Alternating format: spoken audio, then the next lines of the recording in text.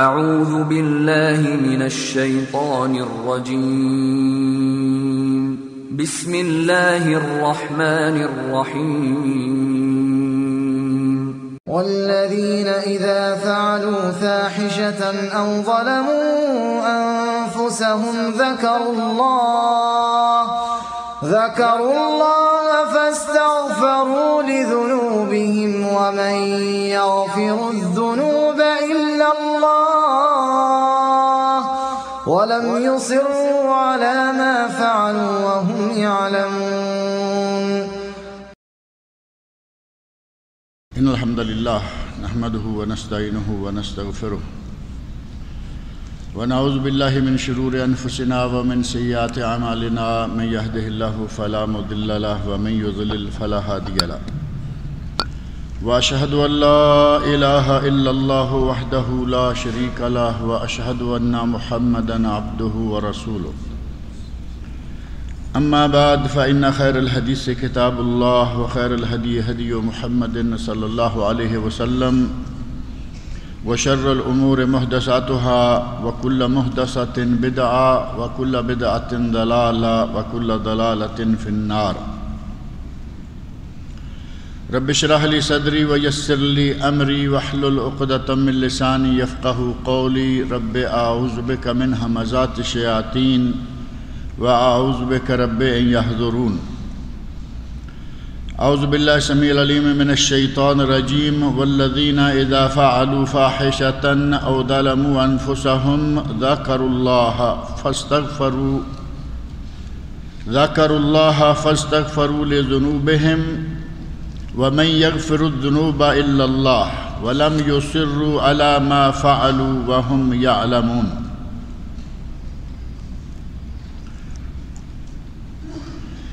انسان خطا کار ہے اور خطا، غلطی، کوتاہی انسان کی سرشت میں، انسان کی فطرت میں داخل ہے،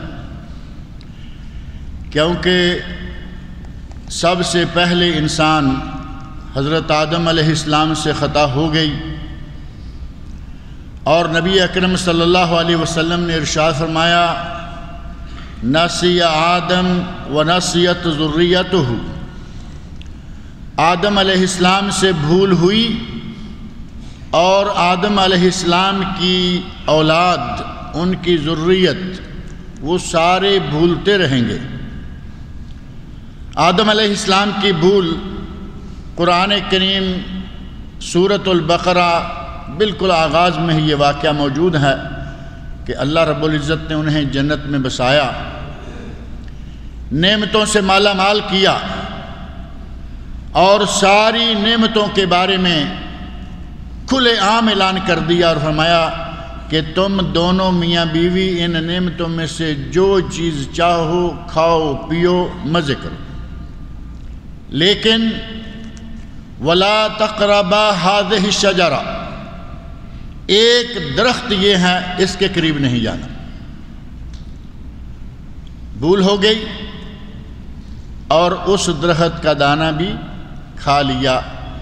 آدم علیہ السلام بھول گئے، اور آدم علیہ السلام کی اولاد قیامت تک آنے والے لوگوں سے بھول ہوتی رہے گی۔ بھول جانا یہ کوئی انسانی فطرت کے خلاف نہیں ہے، بھول جانا کوئی اتنا بڑا عیب نہیں ہے۔ عیب کیا ہے؟ آدمی بھولے اور بھولتا ہی چلا جائے، غلطی کرے، گناہ کرے اور اس گناہ پر مصر ہو جائے، ڈٹ جائے کہ میں یہ کرتا ہی رہوں گا۔ زنا کرے تو زانی ہو جائے، شراب پیے تو رسیا ہو جائے، جھوٹ بولے تو جھوٹا پکا جھوٹا ہو جائے، یا جو بھی گناہ کرے وہ کرتا ہی چلا جائے، یہ انسانی فطرت کے خلاف ہے۔ صحابہ کرام رضی اللہ عنہم، ان کا معاشرہ دنیا کا مقدس ترین معاشرہ، نبی اکرم صلی اللہ علیہ وسلم تمام انبیاء اور رسل کے امام، اور نبی صلی اللہ علیہ وسلم کے صحابہ تمام امتوں سے بہترین امت۔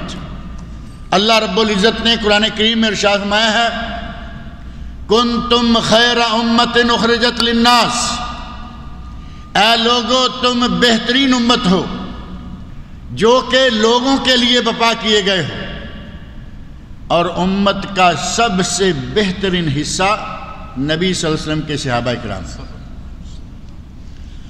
اور یہ کسی مفتی کا فتویٰ نہیں، بلکہ یہ بات نبی اکرم صلی اللہ علیہ وسلم کے ارشاد گرامی سے ثابت ہے۔ آپ نے فرمایا خیر القرون قرنی، سب سے بہترین زمانہ میرا زمانہ۔ صحابہ کرام رضی اللہ عنہم جنہوں نے نبی اکرم صلی اللہ علیہ وسلم کو ایمان کی حالت میں اپنی آنکھوں سے دیکھا وہ ہیں صحابہ۔ فرمایا خیر القرون قرنی، تمام زمانوں میں سے بہترین زمانہ میرا زمانہ، ثم الذین یلونہم ثم الذین یلونہم، پھر اس کے بعد آنے والے اور پھر اس کے بعد آنے والے، صحابہ، صحابہ کے بعد تابعین، تابعین کے بعد تبع تابعین۔ سب سے مقدس معاشرہ، سب سے پاک وقت، لیکن کیا اس وقت میں لوگوں سے بھول ہوئی یا نہیں ہوئی؟ اس وقت صحابہ کرام سے کبھی کوئی غلطی ہوئی یا نہیں ہوئی؟ ان سے غلطیاں ہوئیں، ان سے گناہ ہوئے، ان سے بڑے بڑے گناہ ہوئے، لیکن ان صحابہ کرام میں یہ عادت نہیں تھی کہ گناہ کیا اور گناہ پہ اڑ گئے، گناہ کیا کرتے ہی چلے گئے، عمر بھر اسی میں گزار دی، حتیٰ کہ موت بھی آئی تو موت کے وقت بھی کیا رہا ہے، ہاتونی کاسن، مجھے شراب کا ایک پیالہ لا کے دیجئے۔ مرتے وقت بھی وہ اپنی خباثت پہ مرے، ایسا صحابہ کرام میں نہیں ہوا کرتا تھا، غلطی ہو جاتی تھی۔ صحابہ کرام رضی اللہ عنہم انتہائی مقدس اور پاک باز ہستیاں، لیکن گناہوں کا ارتکاب ہوا۔ آپ کے سامنے ایسے واقعات ہیں، صحابہ کرام سے زنا کا ارتکاب ہوا، صحابہ کرام کے نبی صلی اللہ علیہ وسلم کے عہد مبارک میں صحابہ کرام سے چوری کا ارتکاب ہوا، نبی اکرم صلی اللہ علیہ وسلم کے عہد مبارک میں صحابہ کرام میں سے بعض سے شراب نوشی کا ارتکاب ہوا۔ کتنے بڑے بڑے گناہ ہیں، چوری ہے، شراب نوشی ہے، زنا کاری ہے، ان سارے گناہوں کا کبھی نہ کبھی کہیں نہ کہیں ارتکاب ہوا، لیکن قرآن کریم کہتا ہے کہ گناہ ہو جائے اور اس پر میرے بندے، مومن بندے مصر نہیں ہو جاتے، ڈٹ نہیں جاتے، بلکہ والذین اذا فعلوا فاحشہ، وہ لوگ کہ اگر ان سے کسی فحاشی کا ارتکاب ہو جائے، او ظلموا انفسہم، یا اپنی جانوں پر ظلم کر بیٹھے، فحاشی نہیں ہے چوری ہے، فحاشی نہیں کوئی دوسرا گناہ ہے، حتیٰ کہ شرک ہے، اگر کسی سے گناہ ہو جائے ذکر اللہ، تو وہ اللہ کو یاد کرتے ہیں، اللہ کی طرف رجوع کرتے ہیں، اللہ تعالیٰ کے سامنے جھک جاتے ہیں، توبہ طائب ہو جاتے ہیں، فاستغفروا لذنوبہم، اور اپنے گناہوں کی معافی چاہتے ہیں، اپنے گناہوں کی اللہ رب العزت سے بخشش طلب کر لیتے ہیں، وَمَن يَغْفِرُ الذُّنُوبَ إِلَّا اللَّهُ، اور اللہ کے سوا گناہوں کو معاف کرنے والا اور ہے کون؟ اللہ کے سوا گناہوں کو معاف کرنے والا اور ہے کون؟ انہیں اس بات کا ایمان، اس بات کا یقین ہوتا تھا کہ ہمارے گناہوں کو اللہ تعالیٰ ہی معاف کر سکتا ہے اور وہ معاف کرنے والا ہے، لہٰذا وہ اللہ رب العزت سے مغفرت طلب کرتے، معافی طلب کرتے، وَلَمْ يُصِرُّوا عَلَىٰ مَا فَعَلُوا وَهُمْ يَعْلَمُونَ، اور انہیں پتہ چل جائے کہ یہ گناہ ہم سے ہو گیا ہے، ایک مرتبہ تو ہو گیا، دو مرتبہ تو ہو گیا، لیکن اس پر ڈٹ نہیں جاتے تھے، گناہ ہو گیا، اللہ رب العزت کے سامنے جھک گئے، معافی مانگی، توبہ کی اور اللہ سے اپنے گناہ کو معاف کروا لیا۔ بڑا مشہور و معروف واقعہ ہے، عورت سے زنا ہو گیا، اور صرف زنا نہیں ہوا بلکہ اس زنا کی وجہ سے وہ خاتون پریگننٹ ہو گئیں، حاملہ ہو گئیں، نبی اکرم صلی اللہ علیہ وسلم کے دربار میں حاضر ہوئیں اور کہتی ہیں طہرنی یا رسول اللہ، اے اللہ کے رسول مجھے پاک کر دیجئے، مجھے میرے اس گناہ سے مجھے پاک کر دیجئے۔ پوچھا کیا گناہ ہے؟ تو خاتون کہتی ہیں یا رسول اللہ مجھ سے زنا کا ارتکاب ہو گیا ہے۔ آپ اندازہ کریں کہ کتنا ایمان ان لوگوں کے دلوں میں جڑیں گاڑ چکا تھا۔ کہا گناہ ہو گیا، مجھ سے زنا ہو گیا، مجھے اس زنا سے پاک کر دیجئے۔ نبی اکرم صلی اللہ علیہ وسلم نے فرمایا کہ کہیں کچھ ایسا تو نہیں کہ کسی دکھ کی وجہ سے تم یہ بات کہہ رہی ہو؟ کہا نہیں یا رسول اللہ، صرف دکھ کی وجہ سے یہ بات نہیں کہہ رہی، اور صرف زنا کی بات نہیں، میں زنا سے حاملہ بھی ہوں۔ نبی اکرم صلی اللہ علیہ وسلم نے یہ بات سنی، ایک مسئلہ، ایک پہلو اور آ گیا کہ یہ عورت حاملہ بھی ہے، اس کے پیٹ میں بچہ بھی ہے، اگر اس پہ میں حد نافذ کر دیتا ہوں تو اس کے پیٹ والے بچے کا کیا گناہ ہے؟ وما ارسلناک الا رحمۃ للعالمین۔ اللہ نے فرمایا اے میرے نبی، ہم نے آپ کو تمام جہانوں کے لیے رحمت بنا کر بھیجا ہے۔ بچہ ابھی دنیا میں آیا نہیں، بچہ کس پوزیشن میں ہے، اس میں جان آ چکی یا ابھی نہیں؟ نبی اکرم صلی اللہ علیہ وسلم نے اس بچے کا خیال کرتے ہوئے کہا خاتون جاؤ اس بچے کو جنم دو، اس کے بعد آنا۔ آج کے دور کا مسلمان ہوتا یہ شہر چھوڑتا، یہ علاقہ چھوڑتا، ملک چھوڑ جاتا کہ جان چھوٹ گئی، ایک مرتبہ غلطی سے میں اعتراف کیے جا رہا تھا، اقبال جرم غلطی سے ہو رہا تھا، بھاگ جاتا۔ لیکن اس خاتون کو اس کا ایمان چین سے بیٹھنے نہیں دے رہا۔ جیسے ہی بچے کو جنم دیا، پوٹلی میں لپیٹا اور کہا یا رسول اللہ، آپ نے کہا تھا جاؤ جا کے بچے کو جنم دو، یہ میں نے بچے کو جنم دے دیا ہے، مجھے پاک کر دیجیے۔ نبی اکرم صلی اللہ علیہ وسلم، اب ظاہر ہے کہ چھوٹا سا بچہ، بچے کو ماں کی ضرورت ہے، بچے کو ماں کے دودھ کی ضرورت ہے۔ اس وقت تو یہ سسٹم بھی آج والے نہیں تھے نا، آج تو ڈبہ گھر گھر، دکان دکان میں فیڈر جگہ جگہ موجود ہے، وہ تو زمانہ چھاتی کے دودھ کا ہی زمانہ تھا۔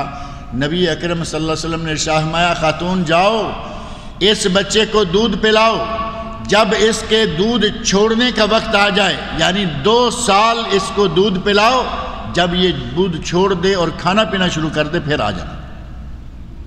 اور 2 سال دودھ کی مدت قرآن کریم میں اللہ رب العزت نے فرمائی ہے حولین کاملین لمن اراد ان یتم الرضاعہ، اگر کوئی اپنے بچے کو دودھ پلانے کی مدت پوری کروانا چاہتا ہے تو وہ 2 سال دودھ پلائے۔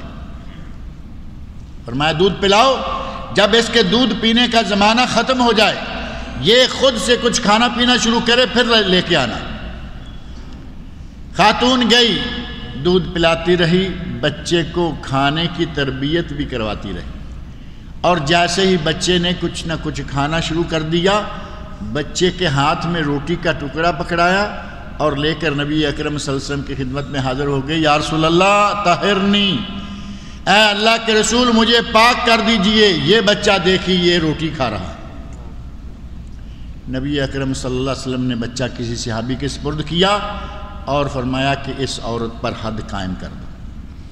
اب یہ چونکہ حد من حدود اللہ کی مقرر کردہ حدود میں سے ہے، اب یہاں رحمت للعالمین رکاوٹ نہیں آئی، کیونکہ یہ شریعت کا نفاذ ہے، یہ رحمت ہے کہ شریعت اس پر نافذ کی جائے اور اسے گناہوں سے پاک کیا جائے، اور معاشرے کو آئندہ گناہوں پر تنبیہ کی جائے کہ اگر کوئی یہ گناہ کرے گا تو اس کی سزا یہ ہے۔ قرآن کریم میں اللہ رب العزت نے فرمایا کہ جب تم گناہگار کو سزا دینے لگو فَلْيَحْذُرْ طَائِفَةٌ مِّنَ الْمُؤْمِنِينَ، مومنوں کی ایک جماعت وہاں موجود ہو، وہ دیکھیں، اور ساتھ فرمایا کہ تمہارے دل میں رحم نہیں آنا چاہیے۔ جب سزا دینے لگو تو اس وقت دل میں رحم نہیں آنا چاہیے، کیونکہ یہ شریعت نافذ ہو رہی ہے۔ نبی اکرم صلی اللہ علیہ وسلم نے حکم فرمایا کہ اس کو رجم کر دیا جائے، خاتون کو رجم کر دیا گیا، سزا دے دی گئی۔ کسی صحابی نے کہا، برے لفظوں سے یاد کیا اس خاتون کو کہ یہ کس طرح ماری گئی ہے۔ نبی اکرم صلی اللہ علیہ وسلم نے ارشاد فرمایا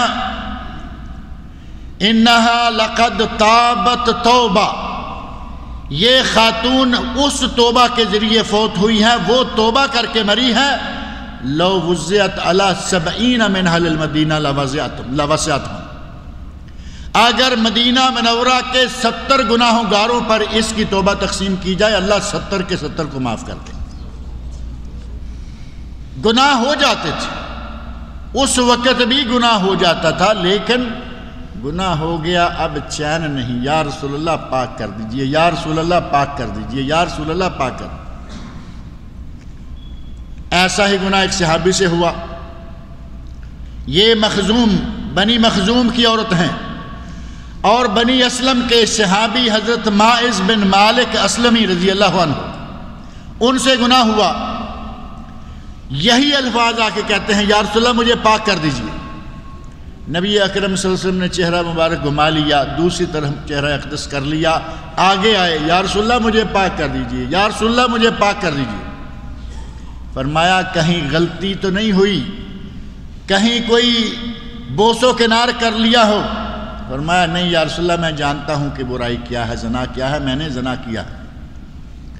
نبی اکرم صلی اللہ علیہ وسلم نے پوری طرح تحقیق کر لی، 4 گواہیاں اس کی زبان سے کہلوا لی، اور اس کے بعد کہا کہ اب ان کو سنسار کیا جائے۔ سنسار کیا گیا، اور پتھر مارتے ہوئے ایک پتھر لڑکا، اور اس پر جو خون لگا ہوا تھا اس کا قطرہ اڑ کر کسی صحابی کو لگا، تو دل میں آیا کہ کتنا نجس خون مجھے آ کے لگ گیا۔ اپنی زبان سے یہ کلمہ بھی کہا کہ اگر یہ اپنے گناہ کو چھپائے رکھتا تو کیا تھا، آج یہ کیسی کتے کی موت مرا ہے۔ زبان سے یہ الفاظ نکل آئے، نبی اکرم صلی اللہ علیہ وسلم تک یہ الفاظ پہنچے، تو آپ نے اس وقت بھی ارشاد فرمایا کہ تم یہ جو کہہ رہے ہو کہ اس آدمی نے آج کون سی موت قبول کی ہے، اگر یہ شخص جس توبہ کے ذریعے اس شخص نے موت قبول کی ہے، اگر اس کی توبہ مدینہ والوں پہ تقسیم کی جائے، مدینہ والوں کو اللہ تعالیٰ معاف کر دے۔ صحابہ کرام رضی اللہ عنہم سے غلطیاں ہوتی تھیں، کوتاہیاں ہوتی تھیں، لیکن کوتاہی ہو گئی، اب چین نہیں۔ کوتاہی ہو گئی، گناہ ہو گیا، زنا ہو گیا، اور پوری تاریخ اسلامی میں شاید تیسرا کوئی واقعہ نہیں ملتا۔ ایک واقعہ اور ہے، کسی نوکر نے کسی گھر میں رہتے ہوئے یہ گناہ کیا تھا، اور کافی طویل واقعہ ہے۔ پتہ چلا کہ اس آدمی کی سزا یہ ہے کہ اس کو قتل کر دیا جائے گا، اور 100 بکریاں یا دیت بھی دی جائے گی۔ اس واقعہ میں بھی ایک گھر کے نوکر نے اپنے گھر کی مالکن سے زنا کیا۔ یہ 3 واقعات تاریخ میں ملتے ہیں۔ آپ اس مقدس معاشرے کا اور آج کے دور کا اندازہ کر لیں، گلی گلی زناکاریاں اور بدماشیاں اڈے کھلے ہوئے، کچھ اڈے گناہوں کے بدماش لوگوں نے کھولے ہوئے ہیں، اور کچھ اڈے گناہوں کے مولویوں نے کھول رکھے ہیں۔ اب یہ کتنی عجیب سی بات ہوگی کہ مولویوں نے گناہ کے اڈے کھولے ہوئے ہیں۔ نبی صلی اللہ علیہ وسلم جس فعل کے بارے میں کہیں کہ لعنت ہے کرنے والے پر اور لعنت ہے کروانے والے پر، وہ گناہ ہوگا یا نہیں ہوگا؟ نبی صلی اللہ علیہ وسلم جس فعل کے کرنے والے کو کہیں کہ یہ کرائے کا سانڈ ہے، گناہ ہوگا یا نہیں ہوگا؟ ہمارے یہاں مولویوں نے اڈے کھولے ہوئے ہیں، 3 طلاق 3 ہو گئی، تمہارے لیے حلالہ ہے، حلالہ کرو، حلالہ کرواؤ، اور حلالے کے لیے اپنا آپ ہی پیش کیے دیتے ہیں کہ ہم حلالہ کروا دیتے ہیں۔ اللہ رب العزت نے لوگوں کو ہدایت عطا فرمائے۔ وہی کام جو شیعہ کرے کہتے ہیں حرام ہے۔ شیعہ نے متع کے نام سے یہی کام کیا، 3 دن کا نکاح، 1 دن کا نکاح، 4 دن کا نکاح، اور وہی کام ہمارا مولوی کروائے تو یہ حلال ہے، نام بھی حلالہ رکھ دیا۔ اللہ رب العزت ان لوگوں کو ہدایت عطا فرمائے۔ صحابہ کرام رضی اللہ عنہم کے عہد مبارک میں گناہ ہوتے تھے، لیکن لوگ گناہ پر مصر نہیں ہو جایا کرتے تھے، بلکہ جیسے ہی گناہ ہوا توبہ کر لیا کرتے تھے، یا گناہ ہوا اقرار کر لیا، اعتراف کر لیا کرتے تھے۔ ایک نوجوان صحابی کو بیماری لگ گئی شراب پینے کی، ان لوگوں کی اللہ اور اللہ کے رسول کے ساتھ محبت کتنی تھی، گناہ ہو گیا، لیکن اللہ اور اللہ کے رسول کے دین کو چھوڑنے کے لیے، اس دین سے کسی بھی طرح دستبردار ہونے کے لیے تیار نہیں ہے۔ سزا ملتی ہے ملے، بھاگنے والے نہیں ہیں۔ گناہ ہوا، اعتراف کر لیا۔ نوجوان صحابی شراب پی، ایک مرتبہ لایا گیا، سزا دی گئی، شراب پی، لایا گیا، سزا دی گئی، بار بار آیا تو ایک دوسرے صحابی نے کہا کہ اللہ اس کو لعنت کرے، یہ کتنی مرتبہ بار بار لایا جاتا ہے؟ تو نبی اکرم صلی اللہ علیہ وسلم نے ارشاد فرمایا کہ اسے لعنت نہ کرو، اس پر لعنت نہ بھیجو، فَإِنَّهُ يُحِبُّ اللَّهَ وَرَسُولَهُ، مجھے یہ معلوم ہے کہ یہ اللہ اور اس کے رسول کے ساتھ محبت کرنے والا ہے۔ آپ اندازہ کریں کہ گناہ ہے لیکن اللہ رسول کی محبت کا انکار نہیں، اللہ رسول کی محبت سے دستبردار نہیں۔ یہ نہیں کہ اب ساری نمازیں بھی چھوڑ دیں، گناہ میں آیا تو روزے ترک کر دیے، گناہ میں آیا تو زکوٰۃ تک کا نام نہیں۔ گناہ ہوا لیکن اللہ اور اللہ کے رسول کے ساتھ تعلق قائم ہوا، گناہ کا اعتراف کیا، سزا قبول کر لی۔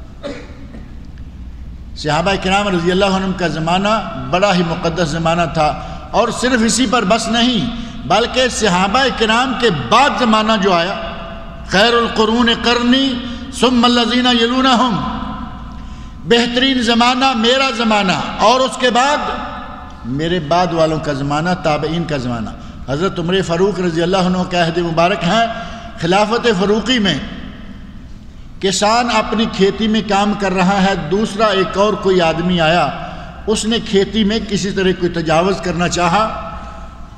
اب آپ جانتے ہیں کہ کسان نے محنت کی ہوتی ہے، اگر کسان نے گنا اگایا ہے تو وہ کسی کو گنا نہیں توڑنے دیتا، کسان نے خربوزے لگائے ہیں، ہر کوئی آئے خربوزہ توڑے جائے تو اس کو کیا ضرورت ہے لگانے کی۔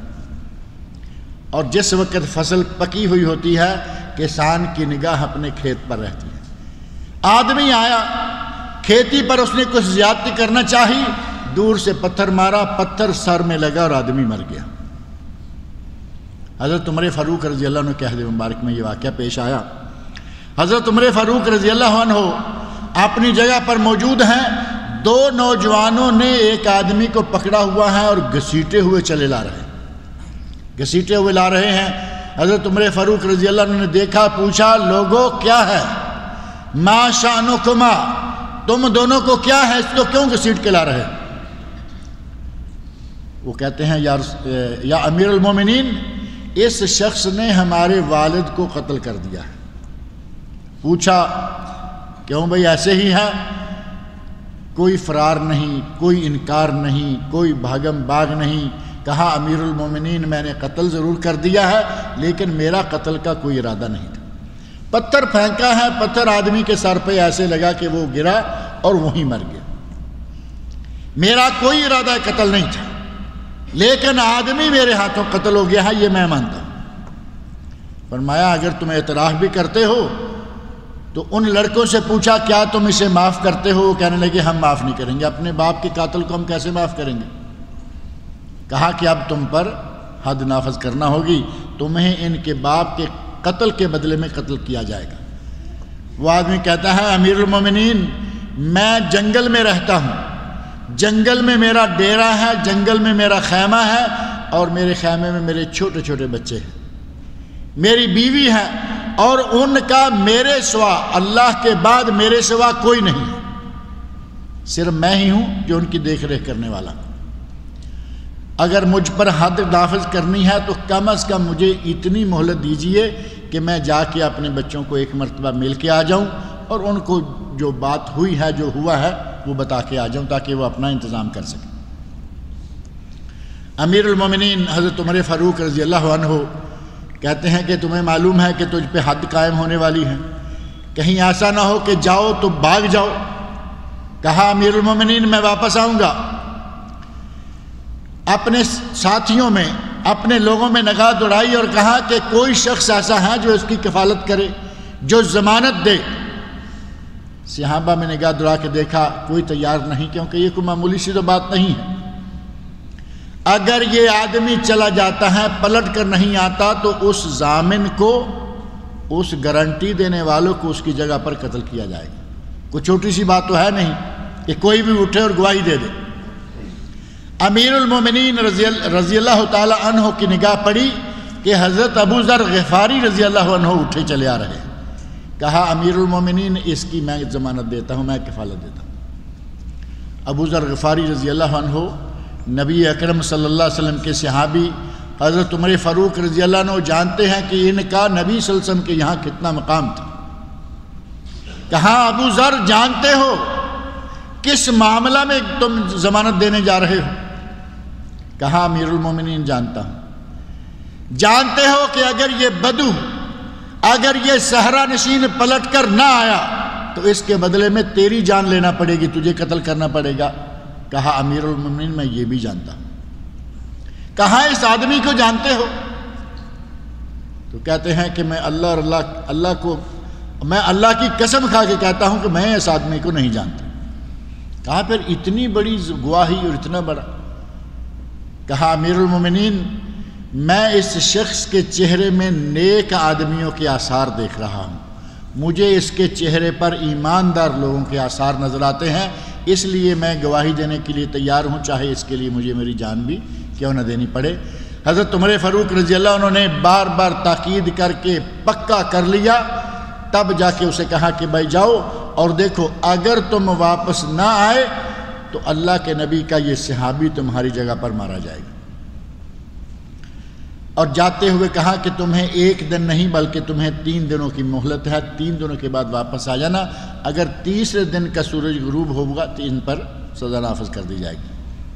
پہلا دن گزرا، دوسرا دن گزرا، تیسرا دن گزرا، تیسرے دن امیر المومنین رضی اللہ عنہ نے لوگوں کو اکٹھے کر لیا۔ آپ اندازہ کریں کہ یہ آخری گھڑیاں، آخری ساعات، آخری لمحات لوگوں کو اکٹھے کیا کہ آؤ، ابو ذر غفاری رضی اللہ عنہ نے جس شخص کی ضمانت دی تھی وہ نہیں آیا، اب اس کی جگہ پر ان پر حد نافذ کی جائے گی۔ لوگ اکٹھے ہو گئے، ابو ذر غفاری رضی اللہ تعالی عنہ آ گئے اور سورج بالکل غروب ہونے کے قریب پہنچا، جبکہ غروب ہونے کے بعد یہ سزا نافذ ہونی تھی۔ سورج غروب ہونے کے قریب پہنچا، وہ آدمی بھاگتا ہوا چلا رہا ہے۔ امیر المومنین میں آ گیا ہوں۔ حضرت ابو ذر غفاری رضی اللہ عنہ جو بار بار اس طرف دیکھ رہے تھے، جیسے ہی اس نے کہا امیر المومنین میں آ گیا ہوں، حضرت ابو ذر غفاری رضی اللہ عنہ تازہ ہو گئے۔ آپ سمجھ سکتے ہیں کہ کوئی گناہ نہیں کیا، ایک نیکی کی، ایک آدمی کی ضمانت دی، اس کی جگہ اگر یہ مارے جاتے تو ظاہر ہے کہ دکھ تو دل میں ہوتا۔ جیسے ہی اس کی آواز سنی تازہ ہو گئے، خوش ہو گئے کہ چلو جس کی ضمانت دی تھی وہ آ گیا ہے۔ امیر المومنین حضرت عمر فاروق رضی اللہ عنہ نے اس آدمی کو جب پاس پہنچا تو پوچھا کہ تم اتنے بھاگم بھاگ چلے آئے ہو، تم جنگل میں رہتے تھے، یہاں سے تم چلے گئے، تمہیں 3 دن کی مہلت دی، 3 دن میں تو تم دنیا سے پار بھاگ جاتے تھے، تم واپس کیوں آئے ہو؟ تو کہا امیر المومنین غلطی وہ ہو گئی تھی، وہ غلطی جان بوجھ کر قتل نہیں کیا، لیکن پتھر مارا تھا، میرے ہاتھوں آدمی مر گیا، یہ تو صحیح ہے، لیکن میں جاتا اور وعدہ کر کے واپس نہ آتا، یہ غلطی میں کرنے والا نہیں تھا۔ آپ اندازہ کریں کہ کتنے وعدے کے پابند لوگ، پتہ ہے کہ مجھے واپس جانے پر قتل کیا جائے گا، واپس چلے آ رہے ہیں۔ امیر المومنین نے پوچھا کہ بچوں کا کیا کیا؟ تو کہا امیر المومنین چھوٹے چھوٹے بچے جیسے چڑیا کے بچے ہوتے ہیں، کہا کہ چڑیا کے بچوں کی طرح بچوں کو خیموں میں ان کی ماں کے پاس چھوڑ کے آ گیا۔ وہ نوجوان جن کا باپ قتل ہوا تھا، وہ دونوں نوجوان بھی یہ بات سن سن کر رونا شروع ہو گئے۔ امیر المومنین نے ان نوجوانوں سے مخاطب ہو کر کہا کہ نوجوانوں، وقت آ گیا ہے، حسب وعدہ ہم اس پر شریعت نافذ کرنے جا رہے ہیں، ہم اب اس کو تمہارے باپ کے قتل کے بدلے میں قتل کر دیں گے، کیا تم یہی چاہتے ہو؟ تو ان نوجوانوں نے کہا یا امیر المومنین، ہم اللہ کے لیے اس شخص کو معاف کر دیں۔ صحابہ کرام کا زمانہ مقدس زمانہ، تابعین کا زمانہ مقدس زمانہ، گناہ، غلطی، کوتاہی ہر زمانے میں ہوتی رہی، لیکن کوتاہی پر اصرار نہیں، کوتاہی پر تکرار نہیں کہ ہو گئی تو اب اس کے لیے اپنے گناہ کو چھپانے کے لیے میں کئی مرتبہ عرض کرتا رہتا ہوں کہ ہمارے ملکوں میں قاتل دندناتے پھرتے ہیں، قاتل دندناتے پھرتے ہیں، بڑے بڑے عہدوں پر پھرتے ہیں، کوئی پوچھنے والا نہیں، اور اگر کہیں کسی جگہ کیس چل ہی جائے تو قاضی کو اٹھا کے لے جاتے ہیں، جج کو اس کے کورٹ سے، جج کو اس کے اپنے دفتر سے اٹھا کے لے جاتے ہیں، راستے میں جاتے ہوئے جج کی گاڑی روک کر اس کو نکال کے لے جاتے ہیں۔ یہ زمانہ وہ نہیں تھا، صحابہ کرام رضی اللہ عنہم، تابعین، تبع تابعین کا زمانہ انتہائی مقدس زمانہ، گناہ ہوا لیکن دل سے ایمان نہیں کم ہوا، ایمان مضبوط ہے۔ اپنے اس ایمان کی بدولت اللہ رب العزت نے ان کی قرآن کریم میں تعریفیں کی۔ جو لوگ ایمان لائے ثم استقاموا، اور پھر اس ایمان پر استقامت اختیار کی، اللہ رب العزت نے ان لوگوں کے درجے بلند کیے۔ یہی صحابہ کرام رضی اللہ عنہم، گناہ ہوا توبہ کی، گناہ اللہ رب العزت سے استغفار کیا، اور نتیجہ یہ ہوا کہ قرآن کریم میں اللہ رب العزت نے صحابہ کرام کے بارے میں ہمیں رضی اللہ عنہم ورضوا عنہ، وہ اللہ سے راضی ہو گئے اور اللہ ان سے راضی ہو گیا۔ آج ہمیں بھی اس بات کی ضرورت ہے کہ غلطی کوتاہی ہو جائے تو ہم یہ نہیں کہ اب کرنا، ایک مرتبہ ہو گئی تو ہو گئی۔ نبی صلی اللہ علیہ وسلم ارشاد فرماتے ہیں کہ اللہ رب العزت ہر رات آسمان دنیا پر آ کر کہتا ہے، اے وہ لوگوں جنہوں نے دن بھر گناہ کیے ہیں مجھ سے معافی مانگ لو، میں معاف کر دوں گا۔ اور صبح کا وقت ہوتا ہے، دوبارہ اللہ رب العزت یہی ندا لگاتا ہے کہ اے لوگوں جنہوں نے رات کے اندھیرے میں چھپ چھپ کر گناہ کیے ہیں معافی مانگ لو، میں معاف کرنے کے لیے تیار ہوں۔ اللہ رب العزت شب و روز ہماری معافیاں، ہمارے گناہوں کی معافی دینے کے لیے تیار رہتا ہے۔ ہمیں چاہیے کہ غلطی ہو جائے، کوتاہی ہو جائے تو اس پر ڈٹ نہ جائیں، بلکہ اللہ کے حضور جھک جائیں، توبہ کریں۔ اللہ رب العزت غفور رحیم ہے۔ فرمایا والذین اذا فعلوا فاحشہ، وہ لوگ جو فحاشی کوئی گناہ کر بیٹھتے ہیں، او ظلموا انفسہم، یا ان سے اپنے نفسوں پر کوئی ظلم ہو جاتا ہے، ذکر اللہ، وہ اللہ کا ذکر کرتے ہیں، اللہ کی یاد میں مشغول ہو جاتے ہیں، فاستغفروا لذنوبہم، اپنے گناہوں کی اللہ سے معافی مانگتے ہیں، ومن یغفر الذنوب الا اللہ، اور وہ یہ یقین رکھتے ہیں، اور ہر مسلمان کا یقین ہونا چاہیے کہ اللہ کے سوا گناہوں کو معاف کرنے والا کوئی نہیں ہے۔ وَلَمْ يُصِرُّوا عَلَى مَا فَعَلُوا، اور جو فعل ان سے سرزد ہو گیا اس پر اصرار نہیں کرتے، ڈٹ نہیں جاتے، وَهُمْ يَعْلَمُونَ، اور وہ جانتے ہیں۔ اللہ رب العزت مجھے اور آپ سب لوگوں کو بھی اسی طرح کا مضبوط ایمان نصیب فرمائے۔ اللہ رب العزت مجھے اور آپ سب کو کبیرہ صغیرہ تمام گناہوں سے محفوظ رکھے۔ اللہ رب العزت مجھے اور آپ سب لوگوں کو نیک عمل کی توفیق عطا فرمائے۔ مسلمانوں، خاص طور پر سوریہ کے مسلمانوں کو اس وقت جو مصائب اور مشکلات پیش ہیں، دعا کریں کہ اللہ رب العزت ان کی مدد فرمائے، اللہ رب العزت ظالموں کے ہاتھوں سے ان کی جان چھڑائے۔ اگلے جمعہ کو میں نہیں ہوں گا، پچھلے ایک آدھ جمعہ اچانک بلا اعلان جانا ہوا تو بعض لوگوں کو پریشانی ہوئی، اور یقیناً جو لوگ دور سے آتے ہیں تقبہ سے، دمام سے، ان سب کے لیے اطلاع عرض ہے کہ اگلے جمعہ کو میں نہیں ہوں گا، بحرین میں ایک پروگرام ہے، اس میں شرکت کرنا ہے انشاءاللہ، اور اس کے اگلے جمعہ میں، اور جمعہ کے علاوہ ہفتہ اتوار، پیر اور بدھ کے سارے پروگرام انشاءاللہ مسلسل جاری رہیں گے۔ عمر اطہر صاحب نے لکھا ہے کہ میری والدہ ماجدہ کی طبیعت بہت ہی ناساز ہے، یہ مولانا اطہر صاحب بھٹکلی ہیں، دعا فرمائے کہ اللہ رب العزت ان کی والدہ کو شفائے کاملہ عاجلہ عطا فرمائے، اور بھی جو لوگ بیمار ہیں اللہ رب العزت ان کو بھی شفائے کاملہ عاجلہ سے نوازے۔ آج کل اقامہ کے لیے تفتیش ہو رہی ہے، پولیس والے اقامے پتہ نہیں کینچی سے کاٹ رہے ہیں اور جیل میں بند کر رہے ہیں، یہ پتہ نہیں کوئی افواہ ہے، کینچی سے کاٹ رہے ہیں، ان کو کیا بنی ہوئی ہے؟ بہرحال یہ جوازات والوں سے پوچھیں یا لیبر آفس والوں سے پوچھیں، اس میں میرا کیا اس میں کیا تعلق ہے، کاٹتے ہیں یا نہیں کاٹتے ہیں؟ کہتے ہیں یہ کہاں تک سچ ہے، بہت سی افواہیں اڑ رہی ہیں، کچھ بیان کریں۔ بھائی اصل بات یہ ہے کہ میں اس بارے میں جانتا نہیں، میں پہلی مرتبہ یہ پرچی میں پڑھا ہے کہ اقامے کاٹ رہے ہیں، باقی کچھ بھائی لوگ کہہ بھی رہے ہیں کہ ایسا ہے، لیکن میں بہر صورت نہ کہیں دیکھا ہے نہ اب سے پہلے میں نے یہ بات کہیں سنی ہے کہ اقامے کاٹ رہے ہیں. اور یہ آپ کو معلوم ہے کہ غیر قانونی جو بھی یہاں ہوگا اسے پکڑ دکڑ یہ وہ سارا سال رہتی ہے، اور سال میں کبھی کبھی ایک مہینہ خاص آتا ہے، جوازات والوں کا حملہ، لیبر آفس والوں کا حملہ. اور یہ قانون ہے، قانون کو نافذ کرنے والے ادارے جانتے ہیں. یہ چیزیں جو ہیں ان کا تعلق جو ہے وہ ممبر سے نہیں ہوتا. بہر صورت میں یہاں یہ کہہ سکتا ہوں کہ ہر آدمی کوشش کرے کہ قانون کے دائرے میں رہے، قانون کو اپنے ہاتھ میں نہ لے.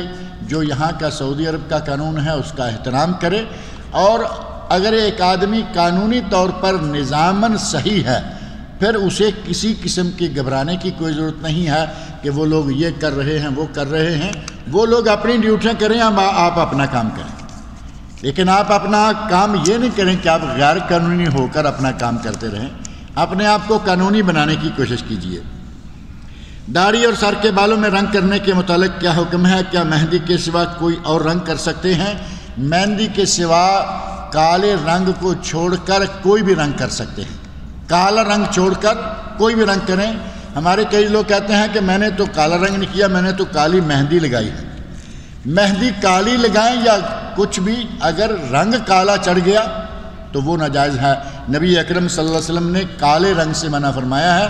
باقی لال، پیلا، نیلا جتنے بھی ہیں، مہندی کا ہے، دوسرے ہیں، گرے کلر ہے، براؤن کلر ہے، کوئی بھی رنگ لگائیے وہ جائز ہیں. یہ 2 ڈیویڈیز ہیں. ایک میں حضرت عمر فاروق رضی اللہ عنہ جو پچھلے جمعہ میں یہاں کا درس تھا، اور دوسرا ہے قسیم کا ایک درس فضائل صحابہ کرام یا مقام صحابہ. یہ دونوں ڈیویڈیز احباب کے پاس موجود ہیں، جن کو چاہیے وہ لیتے جائیے. 1 ریال کے نوٹ پر کلمہ لکھا ہوا ہے، یعنی اللہ اور محمد صلی اللہ علیہ وسلم دونوں کا نام ہے. اس کی بے ادبی سے کیسے بچا جا سکتا ہے؟ ہم اس کو لے کر اکثر باتھ روم میں بھی جاتے ہیں. اب سیدھا یہ ہے کہ باتھ روم میں جا کر آپ اس کو کھول کر پڑھتے ہیں. کئی لوگوں کو عادت ہے باتھ روم میں جا کر نوٹ گنتی کرنے کی. یقین مانے کہ مجھے خود ایک آدمی نے اپنی زبان سے کہا، اللہ رب العزت اس کی مغفرت کرے، اچھا قسم کا آدمی تھا، دیندار تھا. اس نے کہا کہ پورے واقعہ کی تو ضرورت نہیں ہے، اس نے مجھے خود کہا کہ میں باتھ روم میں گیا تو مجھے یاد آیا کہ پتہ نہیں پیسے کتنے ہیں، اور میں نے باتھ روم میں بیٹھ کر پیسے گنے. یہ کام چھوڑ دے، کیونکہ ان میں ریال ہوں گے، ان میں کلمہ ہوگا جو آپ کہہ رہے ہیں. باتھ روم میں پیسے گننے کی عادت چھوڑیں. اب رہا مسئلہ یہ کہ آپ کے پرس میں، بٹوے میں پیک ہیں پیسے اور ان پر کچھ لکھا ہوا ہے، انشاءاللہ اللہ تعالیٰ معاف کرے گا. کیونکہ بند اور پیک اس طرح کی چیز اگر آپ نکالنا چاہیں گے تو عبداللہ عبد الرحمن کے اقامے بھی باہر رکھیں تاکہ کینچی والے کاٹتے رہیں. کینچی کا ذکر کر رہے ہیں نا آپ ابھی، کہ کاٹ رہے ہیں. اقامے باہر رکھنے پڑیں گے، ڈرائیونگ لائسنس باہر رکھنے پڑیں گے، کیونکہ عبداللہ، عبد الرحمن، عبدالعزیز جتنے نام ہیں ان میں اللہ کا نام تو ہے یا نہیں. اور کئی ہیں محمد فلاں محمد فلاں، ان میں نبی صلی اللہ علیہ وسلم کا اسم گرامی ہے. تو اللہ کا نام جس کاغذ پر یا جس چیز پر موجود ہو اس کے کھلے طور پر باتھ روم میں لے کے جانا جائز نہیں. لیکن پیک ہے، بٹوے کے اندر ہے، مجبوریاں ہیں، اللہ رب العزت مجبوریوں کو جانتا ہے. میں نے ہر مہینہ میں اللہ کی راہ میں کچھ پیسے خرچ کرنے ہیں، تو کیا میں یہ پیسے جمع کر کے رمضان کے مہینہ میں ایک ساتھ خرچ کر سکتا ہوں؟ کیونکہ سنا ہے کہ رمضان میں ثواب زیادہ ہے. یہ تو ممکن ہے، کیونکہ اگر آپ نے منت مانی ہے کہ ہر مہینہ میں دوں گا تو وہ آپ کو ہر مہینہ میں دینی ہوگی. اس کے لیے رمضان کا انتظار کرنا جائز نہیں ہے، کیونکہ منت کو اس کی اصل حالت میں پورا کرنا چاہیے. اور اگر مطلقاً آپ نے کہا کہ کچھ نہ کچھ ہر مہینے نکالتا رہوں گا، آگے کب دینے ہیں ایسی کوئی بات نہیں تھی، تو پھر آپ رمضان المبارک میں نکال لیں، اس میں انشاءاللہ کوئی حرج نہیں. لیکن ایسا نہ ہو کہ اب تو نکالنے کی نیت کر لی، اب رمضان آنے تک رقم کافی بڑی ہو گئی. اگر شوال سے لے کے رمضان آنے تک 12 مہینے ہو گئے، اکٹھا نکالنا پڑا، تو پھر کوئی اور راستہ نہ پوچھنا شروع کر دیں کہ ان کو کہیں میں اپنے ہی کسی کھاتے میں نہ نکال لوں. تو اللہ رب العزت توفیق عطا فرمائے. پیسے اگر ساتھ ہی ساتھ نکالتے رہیں تو اچھا ہے. اور ویسے بھی کون جانتا ہے کہ رمضان کس نے دیکھا ہوا ہے؟ کون جانتا ہے رمضان آئے گا نہیں آئے گا؟ اس سے پہلے کیا ہونے والا ہے؟ جو ہاتھ سے نکل جائے اسی میں خیر و برکت ہے. پاکستان میں ایک بزرگ 20 سال سے درس قرآن دے رہے ہیں. ایک دن درس کے دوران ایک صاحب نے ان سے کہا کہ آپ کی داڑھی شرعی نہیں ہے. میں آپ کی کس بات پر عمل کروں؟ یعنی اس کو کہا کہ تمہاری داڑھی شرعی نہیں ہے، پوری نہیں ہے، تو میں تمہاری کس بات پر عمل کروں؟ مدرس صاحب کی داڑھی ایک مٹھی سے کم ہے. تو انہوں نے کہا کہ کوئی حدیث لے آؤ جس سے ثابت ہو جائے کہ شرعی داڑھی کیا ہوتی ہے. تو آج سے میں وہی داڑھی رکھوں گا اور آئندہ تمام لوگوں کو کہوں گا یہ اسی حساب سے داڑھی رکھ کہ وہ لوگ بھی اسی حساب سے داڑھی رکھیں. اور وہ یہ بھی کہتے ہیں کہ اسلام میں داڑھی ہے، داڑھی میں اسلام نہیں ہے. اسلام میں داڑھی ہے، داڑھی میں اسلام نہیں ہے. کیا داڑھی نبی صلی اللہ علیہ وسلم کی تھی یا نہیں؟ نبی صلی اللہ علیہ وسلم کی داڑھی تھی یا نہیں؟ تمام انبیاء کرام کی داڑھی تھی. داڑھی کی اہمیت کو کم کرنے کے لیے اس قسم کے چٹکلے نہ چھوڑا کیجئے. اللہ کے رسول کے داڑھی تھی، اللہ کے رسول نے داڑھی رکھنے کا حکم دیا، اور قطعاً ثابت نہیں ہے کہ نبی صلی اللہ علیہ وسلم نے داڑھی کاٹی ہو. جب نبی نے نہیں کاٹی اور تم مٹھی سے بھی کم رکھو، جس کے لیے چھوٹا موٹا کہیں نہ کہیں سے ایک آسرا ملا ہوا ہے لوگوں کو. حضرت عبداللہ بن عمر رضی اللہ عنہما کا ایک فعل، ایک آسرا ملا ہوا ہے، تم اس سے بھی کم رکھو اور اب یہ ڈٹائی اس پر کہ کچھ لا کے دکھاؤ. اس سے بڑی دلیل کیا ہوگی؟ صحیح بخاری، صحیح مسلم حدیث کی صحیح کتابوں میں نبی صلی اللہ علیہ وسلم نے حکم فرمایا داڑھیوں کو بڑھاؤ، داڑھیوں کو چھوڑ دو، داڑھیوں کو معاف کر دو. اب اگر تم نہیں رکھتے تو نہ رکھو، لیکن کم از کم سنت رسول کی اہمیت کو کم نہ کرو. درس 20 سال قرآن کا دے رہے ہیں اور بات اس طرح کی کر رہے ہیں کہ جیسا کہ قرآن کو جانتے بھی نہ ہوں. اللہ رب العزت ان لوگوں کو ہدایت فرمائے. اپنی مرضی پوری کرنے کے لیے شریعت کی نصوص کو نظر انداز کر. اس مولوی کو یقیناً پتہ ہوگا کہ نبی صلی اللہ علیہ وسلم کا حکم کیا ہے، لیکن رکھی ہوئی نہیں، اس لیے اس طرف چلا دیا کہ داڑھی میں اسلام ہے، اسلام میں داڑھی نہیں، یا پتہ نہیں داڑھی میں اسلام نہیں ہے اور کیا کہاں کی اسلام ہے. سورۃ المجادلہ آیت نمبر 58 میں اس بات کا ذکر ہے کہ تمہاری مائیں تو وہی ہیں جنہوں نے تمہیں جنا ہے. اگلی آیت میں بیان ہے کہ جو لوگ اپنی بیویوں سے زہار کریں پھر اپنی کہی ہوئی بات سے رجوع کرنا چاہیں تو ایک گردن آزاد کرنا ہوگی اس سے پہلے کہ ایک دوسرے کو چھوئیں. یہ معاملات شروع کی 4 آیات موجود ہیں. براہ کرم اس کی تفصیل بتائیے. براہ کرم میری CD لے لیجئے. مسجد علی بن ابی طالب میں اس پوری صورت کی الحمدللہ تفسیر جو ہے وہ مکمل ہو چکی ہے. CDs موجود ہیں، انہی کیمرے والوں کے ساتھ آپ کو مل جائے گی. کیونکہ زہار کا معاملہ اور جو آپ 4 آیات کہہ رہے ہیں یہ غالباً پورا 1 گھنٹے کا درس ہے، لہٰذا بلکہ شاید 2 دن کے درس ہیں. یہ پوری تفصیل انشاءاللہ 3 درس ہیں. تو انشاءاللہ العزیز پوری تفصیل کے ساتھ زہار اور یہاں جو کہا گیا ہے، اور آپ نے صرف غلام آزاد کرنے کا ہی کہہ دیا ہے. غلام آزاد کرنے کا، 60 مسلسل روزے رکھنے کا، یا 60 مسکینوں کو کھانا کھلانے کا، وہ بھی ساتھ شامل کر لیجئے، اور ساری تفصیلات انشاءاللہ آپ کو CD میں مل جائیں گی. اگلی صورت 59 میں بیان ہے جس کا مفہوم یہ ہے کہ اگر ہم اس قرآن کو کسی پہاڑ پر نازل کرتے، سورۃ الحشر، تو وہ اللہ کے خوف سے دب جاتا اور پھٹ جاتا. آگے بیان ہے کہ یہ مثالیں، اب بھائی میرے بھائی وہی تھوڑا سا پھر رجوع وہیں کر لیں. وہاں الحمدللہ یہ سلسلہ مسلسل چل رہا ہے اور ان آیات کا ترجمہ تفسیر وہاں ہو رہی ہے. برائے کرم یہ خلاصہ فرمائیں پھر انسان بے اثر کیوں ہے جس کو اللہ نے عقل سے نوازا ہے. اسی لیے تو بے اثر ہے. اس پر اللہ نے عقل سے نوازا ہے، یہ ڈکوسلے نکالتا رہتا ہے. نبی کی داڑھی کتنی تھی جانتے بوجھتے ہوئے مولوی جب داڑھیاں چھوٹی چھوٹی کر لیتے ہیں تو وہ کیا کریں گے؟ اثر کیا کرے گا اس پر قرآن جو جان بوجھ کر قرآن کی، نبی اکرم صلی اللہ علیہ وسلم کے فرمان کی نافرمانی کرے گا؟ تو پھر اسی طرح کے حالات آتے ہیں. بہرحال ان تفسیری اور تفصیلی معلومات کے لیے آپ ہمارے علی بن ابی طالب کے دروس جو ہیں ان کی طرف رابطہ کریں.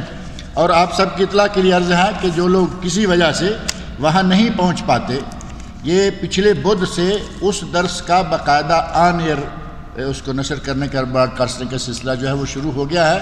ایک ویب سائٹ ہے salaf.com، سلف ٹیوب کے نام سے SALAF، سلف ٹیوب لکھیں گے.